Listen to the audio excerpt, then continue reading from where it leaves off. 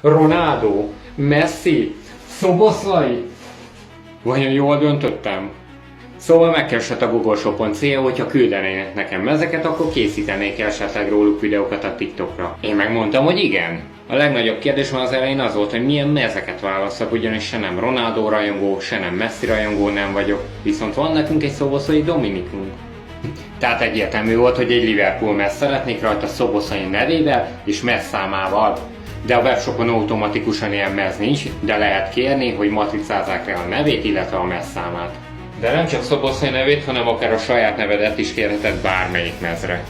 A mez egyébként nagyon jó minőségű, eredeti Nike, a logó, illetve a címer hímezve van. A másik mez, amit kértem, egy AS Roma idegenbeli mez, van itt Roma rajongó.